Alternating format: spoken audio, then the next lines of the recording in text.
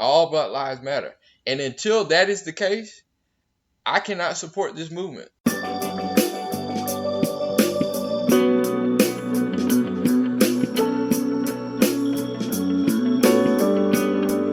Midnight Ride.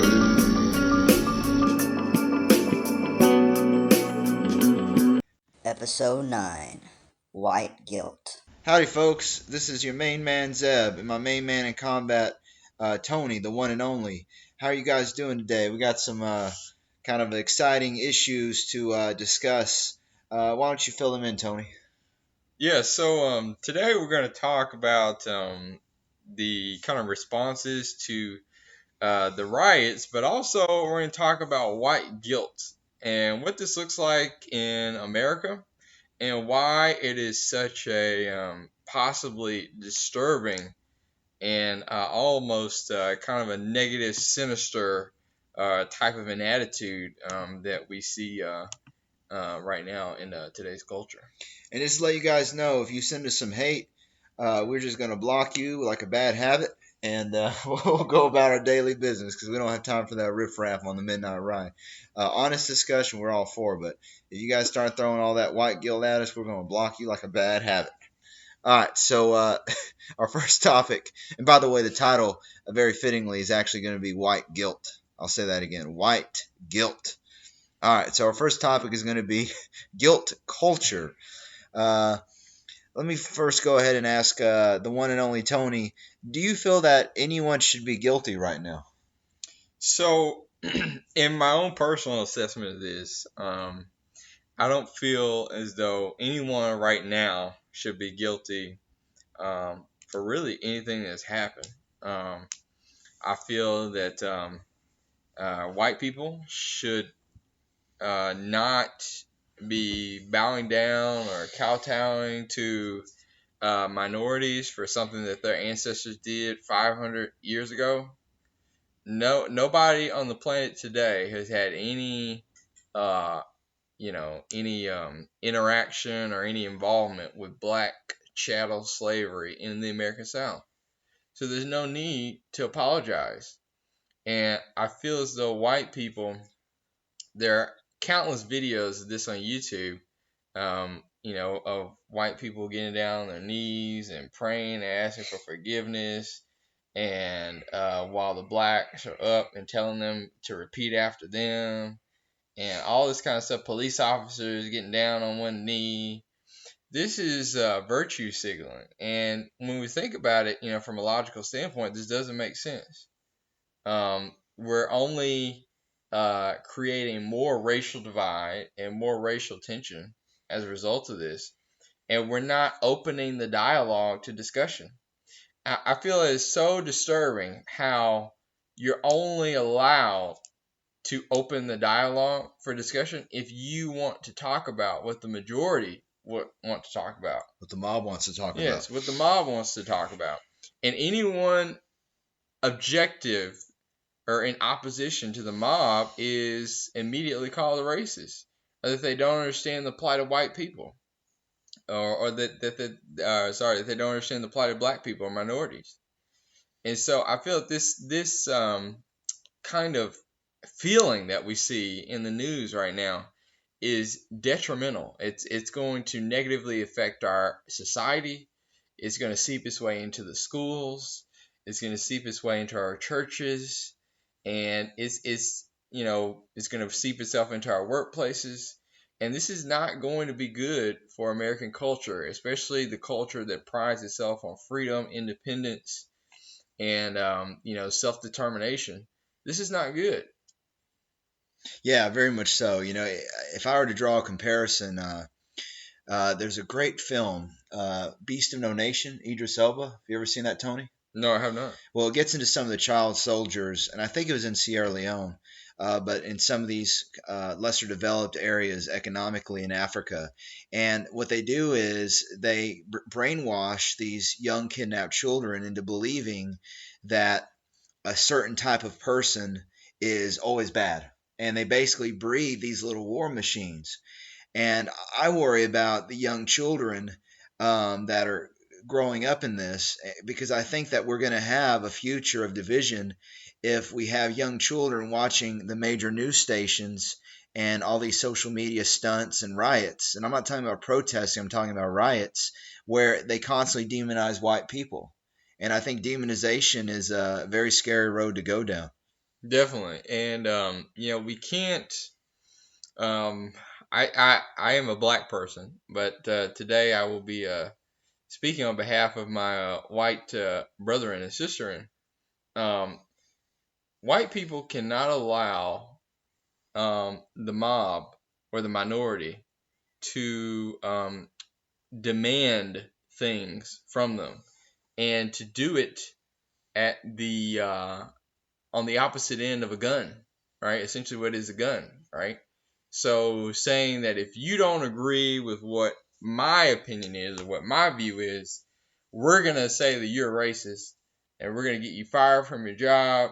We're gonna make you have to retire from your sports team or sports club. We're gonna make you have to resign from your position in the community.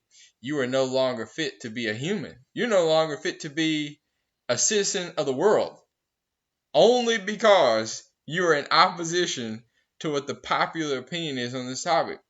Now, keep in mind, as we discussed in the last couple episodes, we both, me and Zeb, are both in agreement that police brutality for all people is a problem, is an issue, and is one that for a long time we have known should be addressed. But make no mistake about it, this is not a racial issue. There's not systematic racism in the United States today. On this topic of police brutality, white people have dramatically less encounters than their black counterparts in terms of with police interactions. But white people are also at an increased rate, right? They have an increased rate of dying in the hands of the police, so in police custody.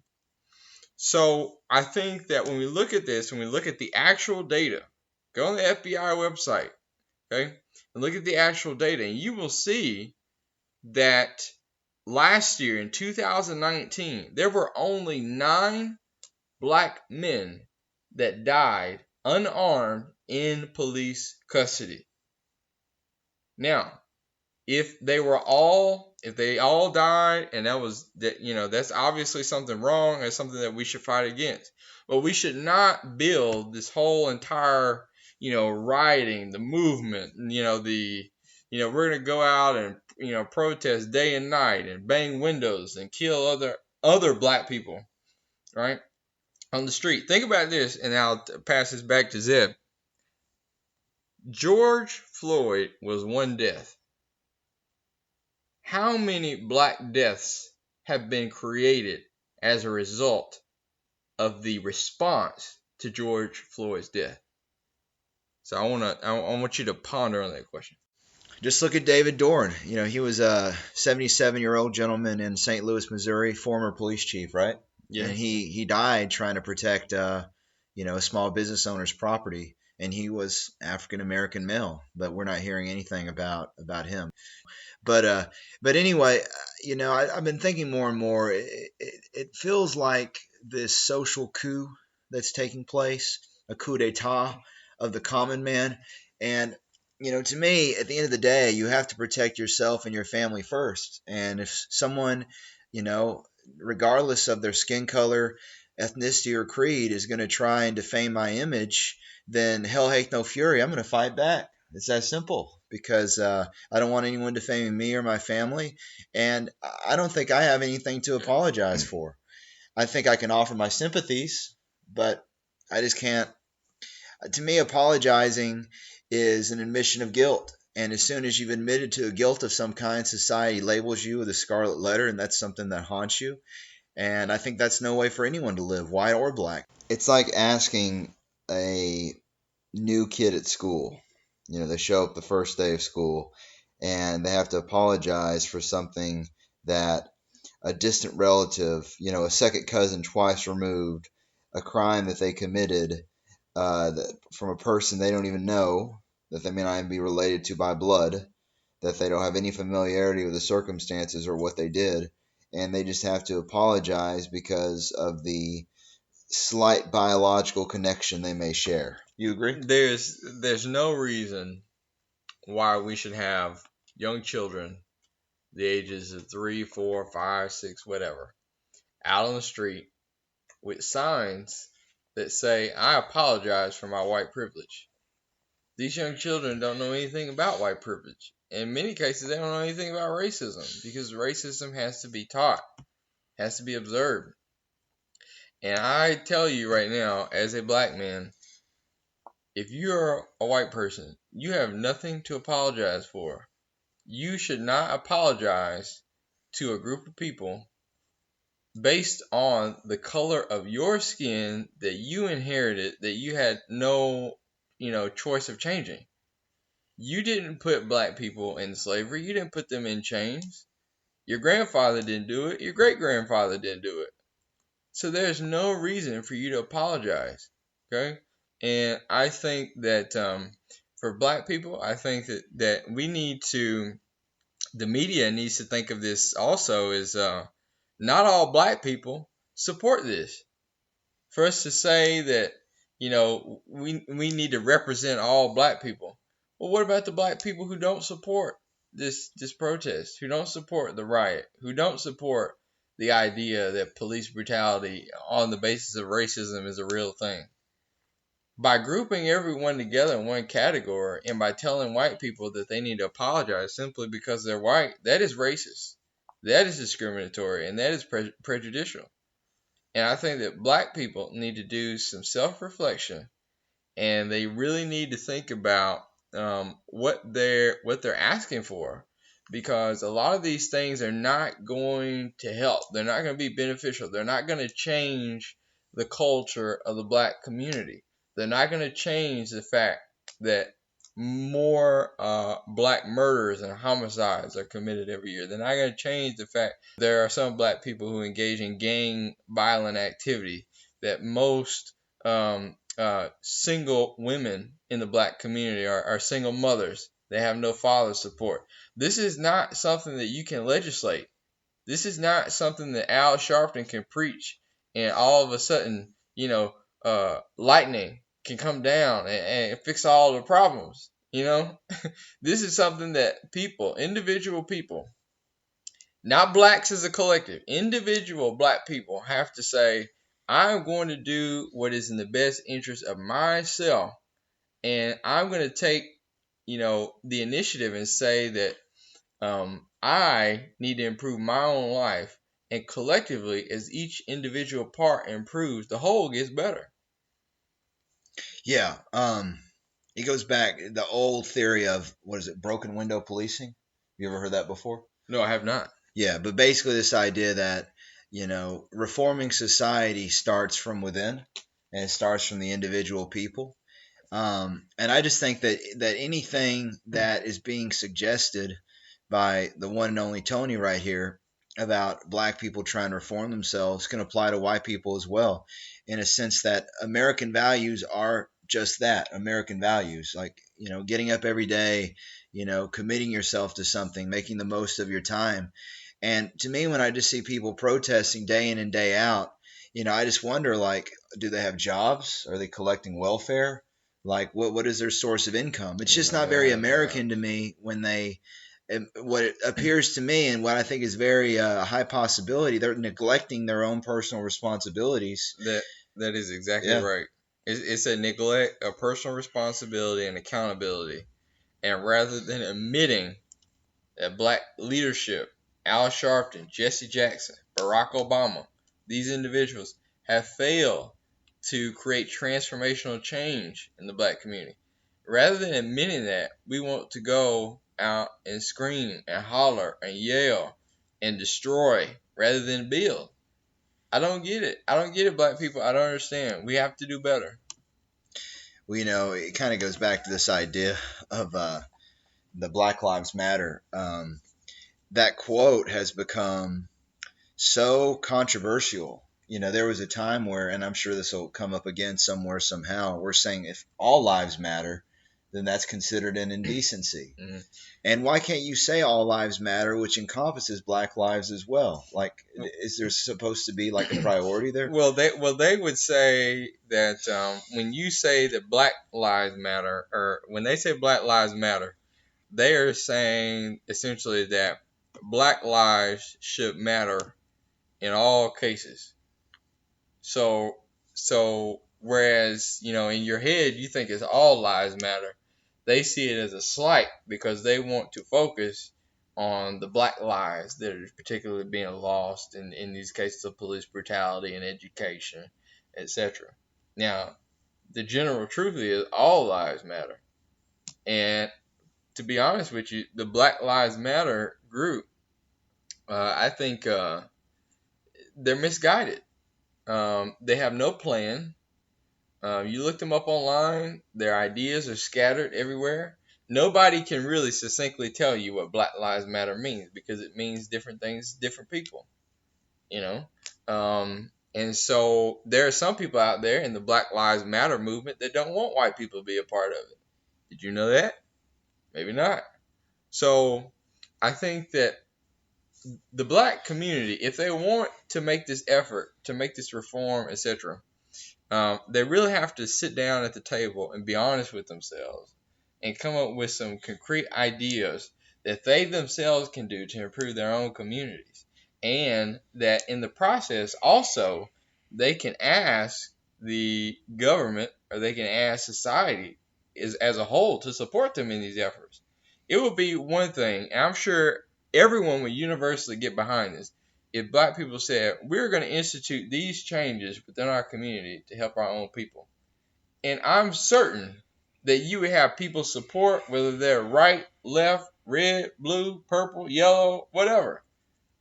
But all we hear now is, you need to give us this. We demand this. We demand that. And if you don't give it to us, you're racist. Yeah, and just this whole constant pressure that's put upon people in the public eye to conform by saying certain things. Like, I'll never forget, it was Bernie Sanders. And this was the last election, so 2016, and he was being inquired during not interrogation, but during a conference. They just asked him, "Do Black Lives Matter?" Right? And he's like, "Well, sure they do." And they're like, "Okay, say it." He's like, "Black Lives Matter," and they're like, "Oh!" And they go crazy. And it's just like, it's at a point where it's like people want to hear these phrases, okay, just to feel comfortable, I guess, just so they can feel like secure with supporting this person.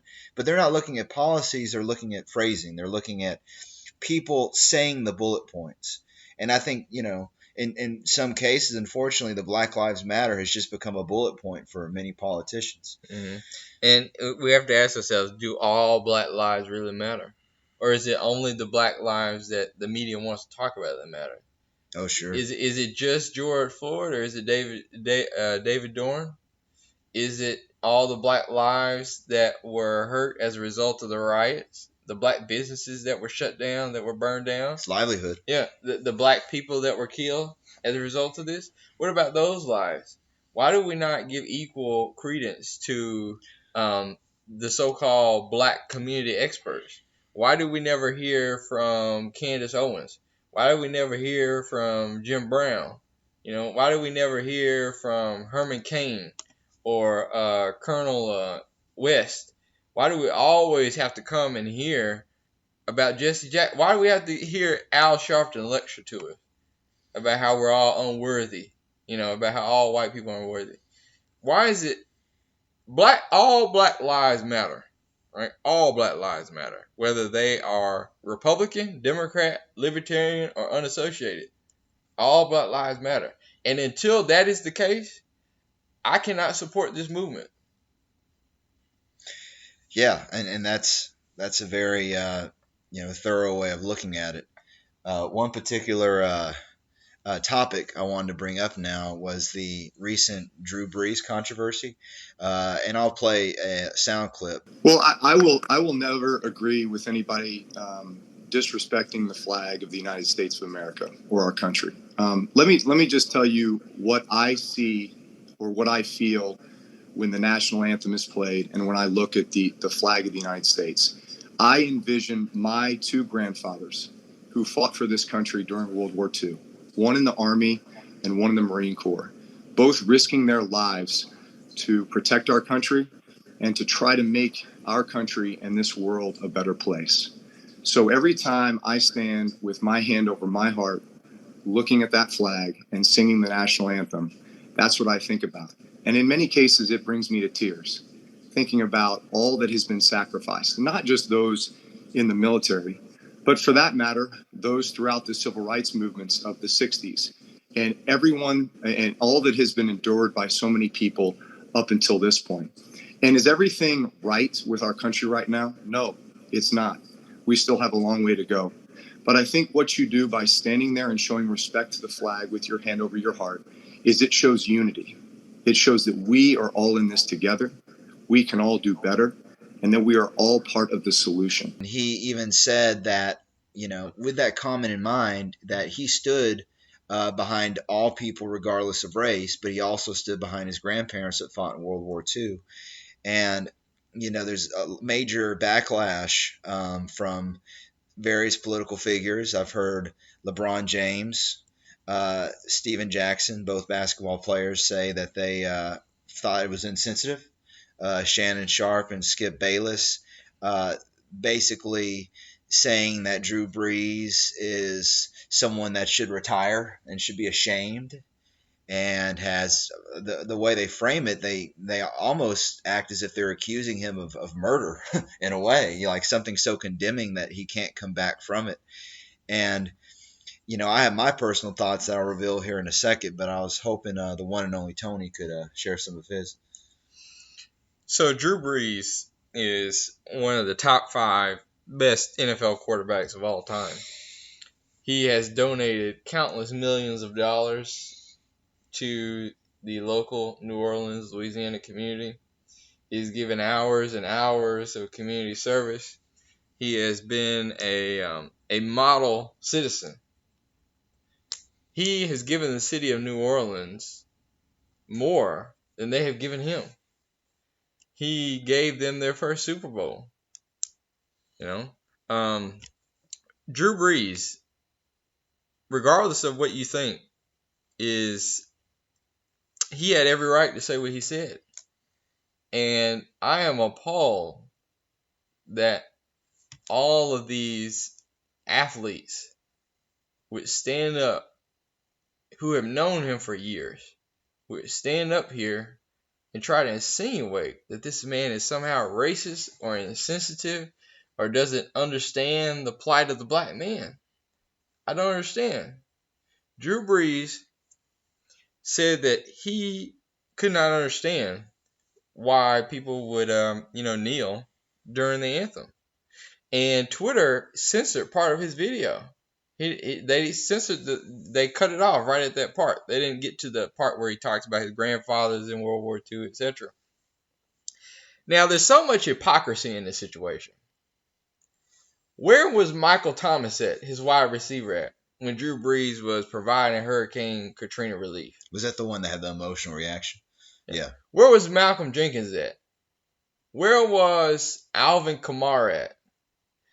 And the king of all hypocrites, LeBron James. Where was LeBron James at during the Katrina epidemic? Now, LeBron James, the reason why I say he's the biggest hypocrite is because LeBron James had every opportunity to denounce the China Communist Party, okay, and how they were treating their own citizens, people of, was it Hong Kong, Taiwan? Yeah, wanting to wear a mask to promote free speech. Yeah. And when the owner went against it, LeBron said, some people should keep their opinions to themselves. Yeah. And so LeBron James is upset that one black person died, or maybe there's a handful of them that die every year in police custody here. All the while, there's probably thousands, tens of thousands of those people of that happening over in China. Authoritarian state. Yeah, authoritarian state. These people don't even have basic rights. And LeBron James is the biggest hypocrite because the reason he did not come out and denounce this is because he is sponsored by Nike. Okay? So business interest. Yeah, business interest. So LeBron James is a hypocrite.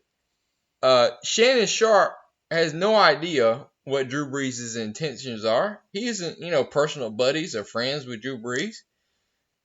Skip Bayless, the same thing. What makes these people think that they can go into the mind of another person and say that you are racist, or that you have some negative intent based on one statement that you said? Yeah, and I think there's several angles. I mean, the first angle is trying to censor someone just for offering their personal opinion on something. And to me, what's so striking about this is Drew Brees did not say anything contrary to the mainstream narrative of George Floyd suffering a tragic death, which we can all agree upon. He just mentioned the flag in response to a question about the possible retaliatory action in the upcoming NFL season of players kneeling. And to me, it's just apples and oranges. He just offered another side of the argument, and he got jumped for it. And and I'll play a clip from Shannon Sharp. And what's made the black fight so hard is people like Drew Brees, Skip, because if you can't get a guy that grew up with blacks in the locker room, from pee-wee to high school to college to the NFL, to understand the black man's plight, who will? What about guys that's not around blacks on a daily basis, that have not been around blacks on a daily basis like Drew Brees? Drew Brees said something, Skip, that I found insulting, to be quite honest with you. But Shannon Sharp goes on to assume all this in the mindset of Drew Brees. And I was thinking about this earlier while I was taking my notes, and I realized that it's not fair to have one man associate all of his discontentments towards society on another. Shannon Sharp brings up some points about racial division, about how he had black people fighting in the wars, the World War, Revolutionary War, Civil War, so on and so forth, that did not get the good end of the stick, that were fighting for other people's freedoms. And it's not fair to take those injustices and associate them with Drew Brees just because he chose to look at everything in a different angle, in a new light. And another way of looking at it like this is the word censorship and the word sensitive begin in the same syllable. And there's another video out there of Steven Jackson saying, "Listen, brah." Have you seen that one, Tony? He says, "Listen, bro, you got to be more sensitive." I'll be damned. I'm not going to try to be sensitive because that's my own opinion. I have the right to speak it. And to me, if we live in a society where people are constantly afraid of stepping on each other's toes and we end up walking on eggshells, that's going to be a lot of scrambled eggs. And that's a very dangerous omelet that you have cooking right there. Yeah, so we or at least myself, I think that this whole Drew Brees situation, what's even more disappointing is the fact that Drew Brees walked back his comment in the midst of facing extreme pressure. Why give in? Because you set the precedent that now they can control what you say and how you say it. Okay, and this doesn't just affect Drew Brees. This affects, all other athletes now that are going to be watching this, that watch the fallout. Do you think any other white athlete is going to have even the guts to say what Drew Brees said now, knowing the fallout? So I feel that it's even more, disappointing from Drew Brees' perspective that he walked back his comments. He should have said initially that that's what he believed, and that's the end of it. Yeah. And so I think that, once again, white people, you are the ultimate. I say this to some of the white conservatives and libertarian types. I'm speaking to those people right now. But you are the reason why this country has gone progressively liberal over the past 20, 30, 40 years. Is because you continue to give in. You have no backbone. You have no spine. You continue to call evil good and good evil. And I just don't understand why you don't celebrate and cherish the fact that this nation is the freest country on the planet. Okay, people are dying to try to get to the United States. Okay, no one is dying to try to get to China. Okay, or even Germany, right? The U.S. is the Unless they're from last. Syria. The U.S. is the last bastion of freedom here. Okay, and I speak as an African American male who can tell you that it is a great blessing that we, our people, our ancestors, were allowed to come to this country and to earn freedom and to build their own communities and to build their own businesses and to reach the heights that we have gotten to today, despite the struggle. Okay, that is only evidence of how strong black people really truly are. Despite the struggle, okay, we have still risen to heights and heights upon heights, right? And so we don't need, white people to sit down and pat us on the back or to push us off the edge, like a mother pushes his son off the edge of the porch, on the first day of school or whatever. We don't need that. All we need to do is to handle our own business in house and build up our own character and build up our own culture and get back to practicing the right values. Yeah, and at the end of the day, I mean, whether it's white people trying to defend themselves facing accusation, or I suppose a black person making a choice to try and better themselves despite all this pressure to participate in riots from whatever community they might be in at the time. It all comes down to self-advocacy, and I think that's something that our listeners and any other people that share this planet with us can remember, that self-advocacy is the way out. Definitely. And anytime, before we move to the next topic, anytime that you see a celebrity that tells you what you should or should not think, or that tells somebody else what they should or should not think, you need to automatically think that this is virtue signaling. Yeah. Okay, we should not allow these people who live in $10 million houses and have 5, 6 full-time security guards. They're not worried about the riots. Okay, Nancy Pelosi and Lindsey Graham and LeBron James and all these people, they're not worried about the riots. Okay, They're in the economic elite. They don't yeah, have to. it's not going to affect their communities, but it will affect the inner cities. Okay, so we always keep that in mind whenever you see this virtue signaling, regardless of who it comes from, CEOs, companies, etc. Yeah, and keep in mind that those people, they had their own agenda. If it's a politician, they're trying to get reelected. If it's a professional athlete, they're probably trying to get someone to buy their shoes. So keep in mind, when people are telling you what to do, specifically celebrities, especially celebrities, think about the virtual signaling angle, and also think, what are they gaining from this? And that's really all I got.